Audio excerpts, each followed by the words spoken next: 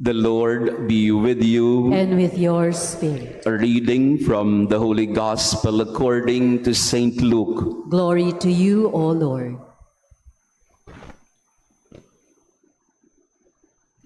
While the crowd was pressing in on Jesus and listening to the word of God, he was standing by the lake of Gennesaret. He saw two boats there alongside the lake. The fishermen had disembarked and were washing their nets. Getting into one of the boats, the one belonging to Simon, he asked him to put out a short distance from the shore. Then he sat down and taught the crowds from the boat. After he had finished speaking, he said to Simon, "Put out into deep water and lower your nets for a catch." Simon said in reply, "Master, we have worked hard all night and have caught nothing. But at your command, I will lower the nets." When they had done this, they caught a great number of fish, and their nets were tearing. They signaled to their partners in the other boat to come to help them. They came and filled both boats, so that the boats were in danger of sinking. When Simon Peter saw this, he fell at the knees of Jesus and said, "Depart from me, Lord, for I am a sinful man." For astonishment at the catch of fish they had made seized him and all those with him, and likewise James and John, the sons of Zebedee, who were partners of Simon. Jesus said to Simon, "Do not be afraid. From now on, you will be catching men." When they brought their boats to the shore, they left everything and followed him.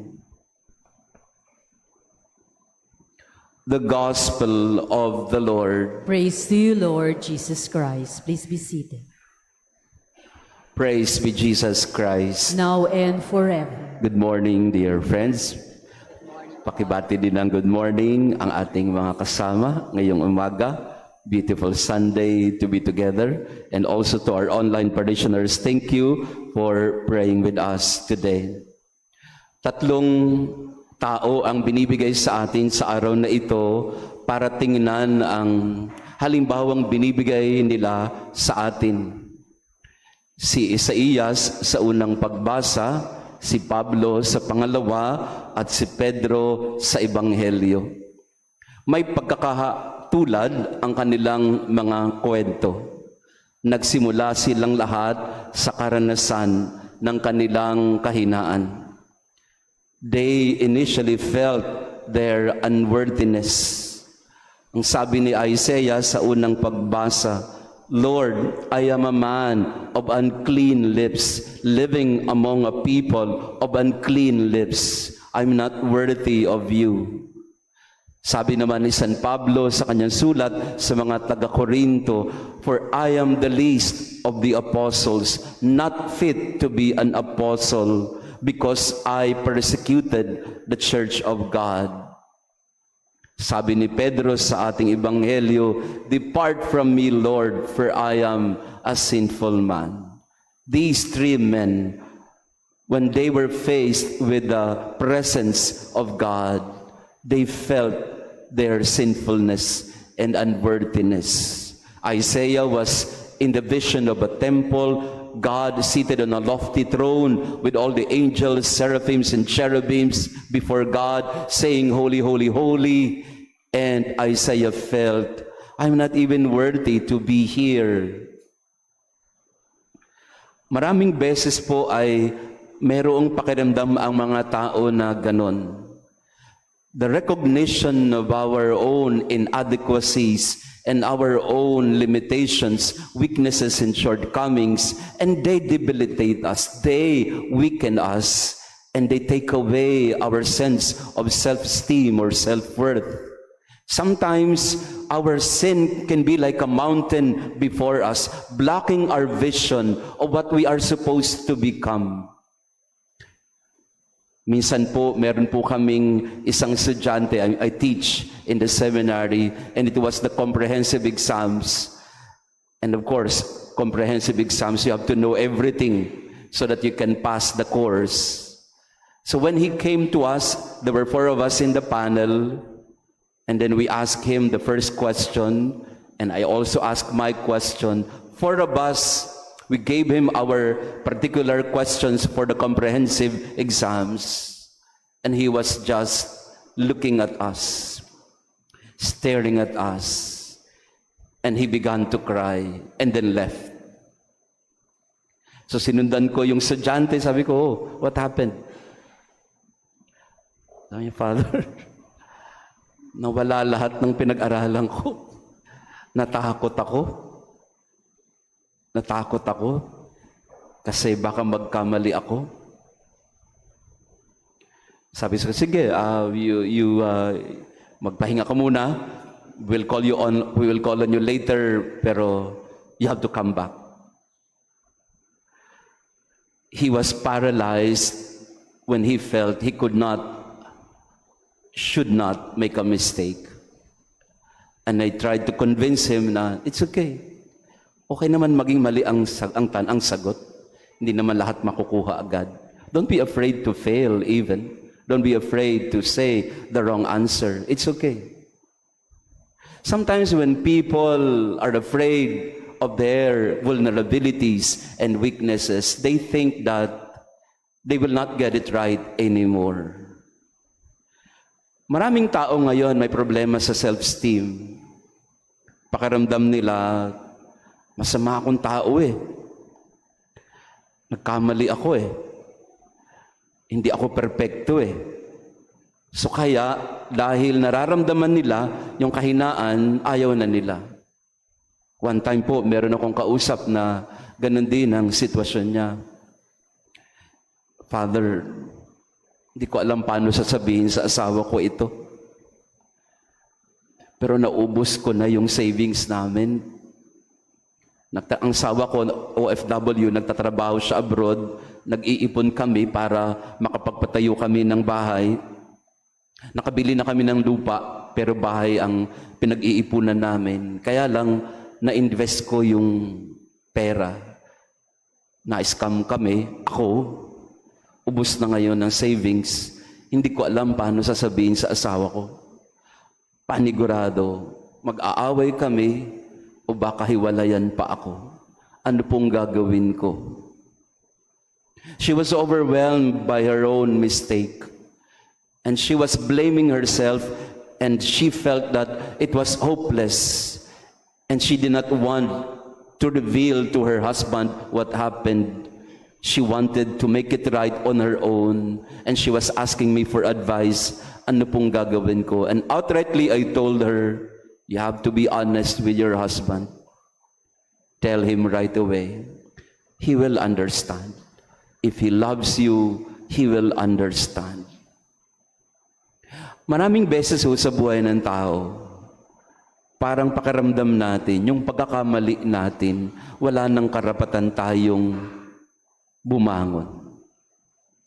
Yun ang pakiramdam ni Isaiah. Lord, I am a man of unclean lips. Ang dumi-dumi ho ng dila ko, dumi-dumi ng bibig ko. Hindi po, metaphor po yun sa karumihan ng pagkatao. Lord, I'm not worthy of you because you're so awesome. You're so high. And yet, here I am so low. And that's also the feeling of Paul when he said, I'm not even fit to be called an apostle because I was a persecutor, first of all, of Christians, of followers of the Master. And Peter, when he saw the great catch, he said to himself, Lord, I'm not worthy. Depart from me, for I am a sinful man. I did not believe in you at first. I doubted you. I'm not even worthy of your presence.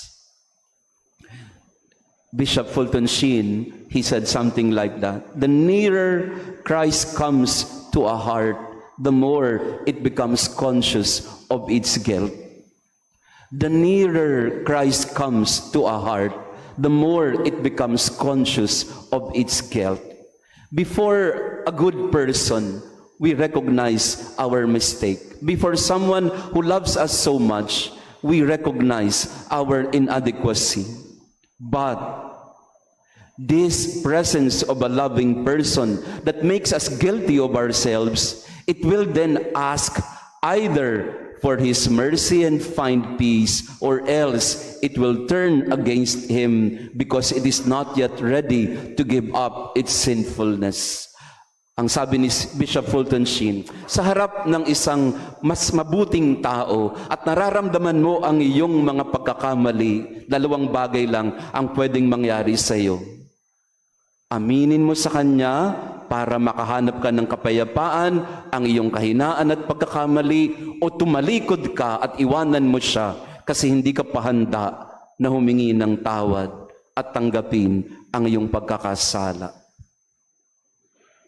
Depart from me, Lord, yan ang sabi ni Pedro. I'm not worthy, Lord, sabi ni Pablo. I am a man of unclean lips, sabi ni Isaiah. But then again, if you go on to the story, the Lord told Isaiah, sinong isusugo ko? Ikaw nasa harap ko, hahanap pa ba ako ng iba? And then Isaiah eventually said, Lord, here I am, send me. I'm not worthy, but here I am. And Paul, we know of course Paul, that in spite of his inadequacies and sinfulness, he went on to become the greatest of the evangelizers and apostles of the Lord. And Peter, of course, in spite of his sinfulness, the Lord told him, follow me. From now on, you will be catching men. The grace of God can overcome all our limitations and inadequacies in life. That's what we need to cling to. That's what we need to hang on to. That the grace of God covers all offenses. Sometimes we think of our sinfulness as a mountain or of a garbage that we need to carry in our life. And we say to ourselves, nothing in it for me because I am really like this. No hope for me. But the grace of God says otherwise. And the Lord tells us, no, my grace can cover for that. My love, my mercy, my forgiveness can erase that. And this is what Jesus did to Peter and the other disciples, to all of us today. Jesus is telling us, you're unworthy, of course. No one will be worthy of God's love. But the Lord is telling us today, my love is greater than your sins. My forgiveness can erase your own sinfulness and your mistakes. So okay po ba yan? That's the good news today, dear friends. You and I, we are sinners. Wala akong perpektong tao. Wala akong perpektong asawa, walang perpektong anak, walang perpektong magulang. Pero sa grasya ng Diyos, mahihilom ang lahat at mapapatawad ang lahat at magkakaroon ng pag-asa ang lahat. So I was telling this woman, just be honest with your husband. I know he loves you. He will understand. And true enough, yung matagal niyang dinadala na tinatago sa asawa niya na wala na silang pera, tinawanan lang siya ng asawa niya. Sabi sa kanya ng asawa niya, pera lang yan. Mahahanap natin yan. Huwag nating pangunahan ng kakapangyarihan ng pag-ibig. Huwag nating pagdudahan ng kapangyarihan ng pagmamahal. Kasi madalas sa hindi, napapangibabawan agad tayo ng takot na ayokong magkamali, ayokong bumagsak. Pero ang pag-ibig ng Diyos ay kayang lagpasan ng lahat. So pakisabi sa katabi mo, mahal ka ni Lord. So because God loves you, there is hope for us sinners. Praise be Jesus Christ. Now and forever. Let us pray. O God, who have willed that we be partakers in the one bread and the one chalice, grant us, we pray, so to live, that made one in Christ, we may joyfully bear fruit for the salvation of the world through Christ our Lord. Amen.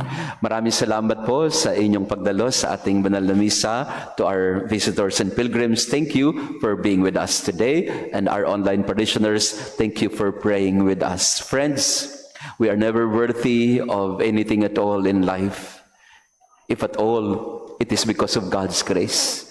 It is by God's love that we are made worthy. So, yes, accept our guilt, our sinfulness, why not?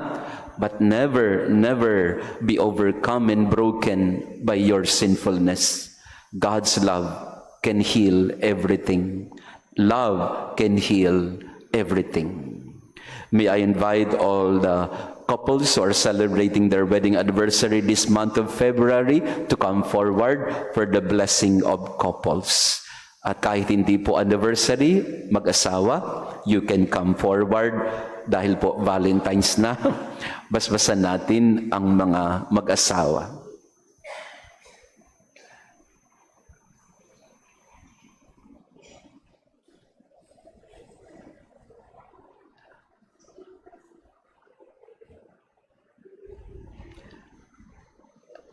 Yan.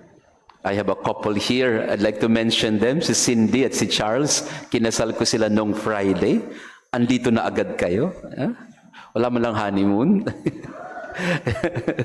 Ayan. Bow your head, our dear couples, and on this month of love, no? February, Valentine's, may the Lord bless you and your relationship with more humility and acceptance of one another. May the Lord make you fall in love with each other all the more in spite of the imperfections and inadequacies. May your love be unconditional, unmerited, and undeserved. May your love always flourish and prosper by the love of God in you, the Father, the Son, and the Holy Spirit. Amen.